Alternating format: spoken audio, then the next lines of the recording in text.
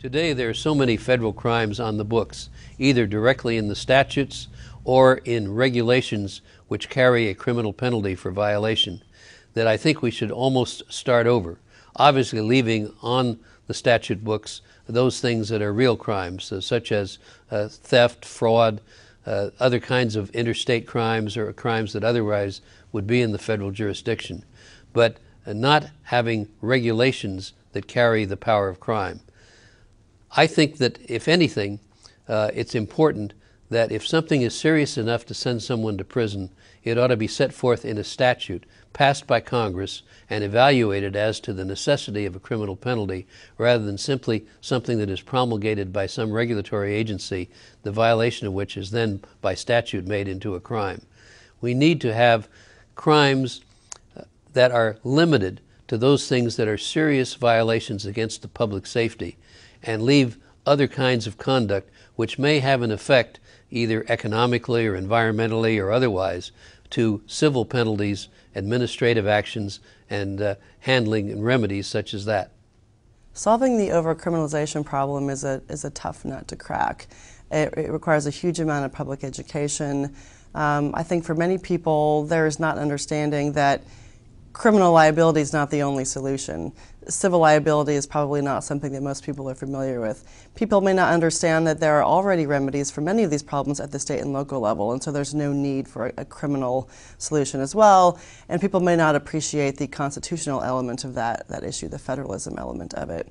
There's also a problem, frankly, in both Congress and the executive branch with understanding the constitutional and policy impetus for not expanding criminal liability at every turn. Take, for example, theft. One of the reasons that federalizing every crime causes a problem is that when everyone is responsible, nobody's responsible.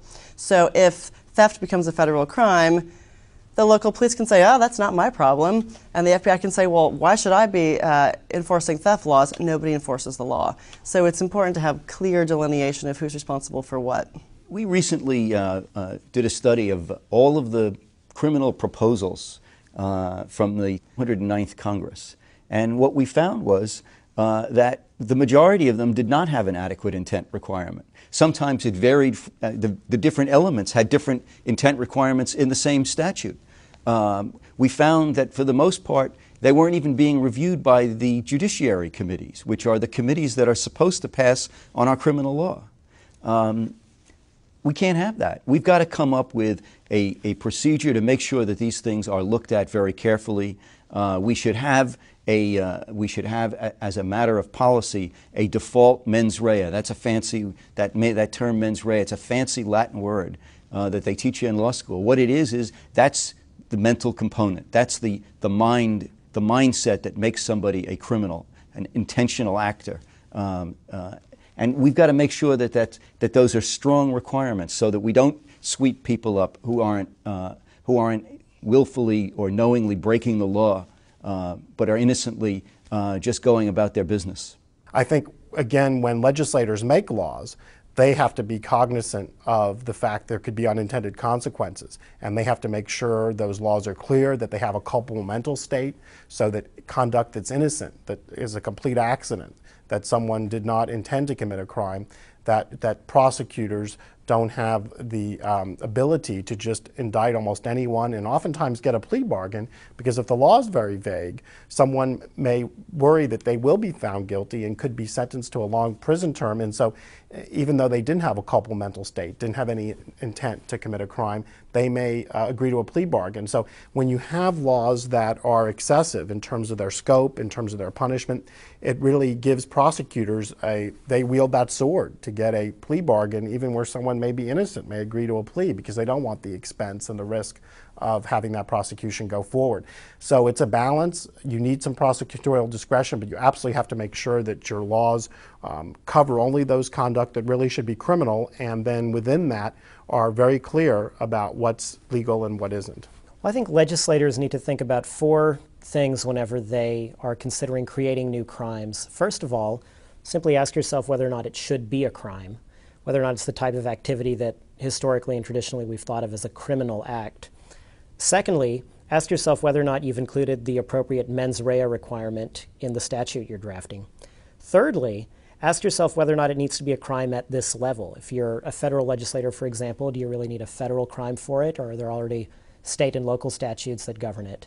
And fourth, if it does need to be a crime and you have included the appropriate mens rea, and it does need to be a crime at that particular level, ask yourself what the appropriate punishment is. Maybe incarceration, for example, is not actually the right punishment. One of the things we have to do to change the status quo and step back from this overcriminalization of business regulation and the conduct of individuals in our country is to basically change our cultural and political expectations about it.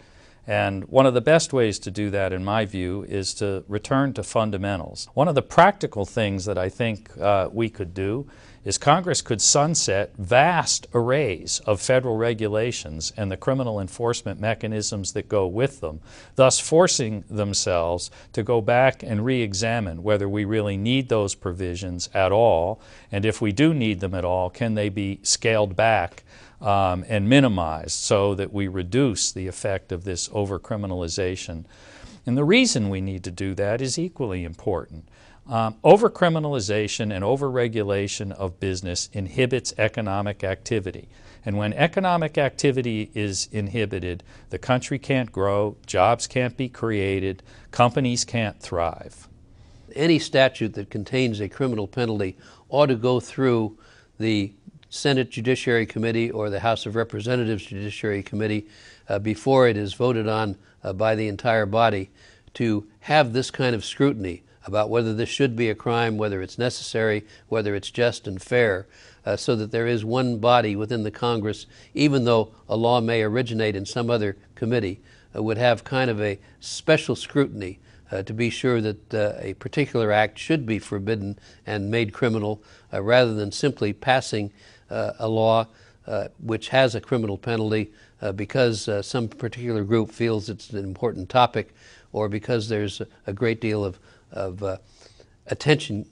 I think that it's important for business, individual businesses and business organizations to engage with the government, because as well-meaning as a government agency may be, it may not be possible for them to understand the effect of their regulations or their actions on business if business isn't willing to come forward and explain it.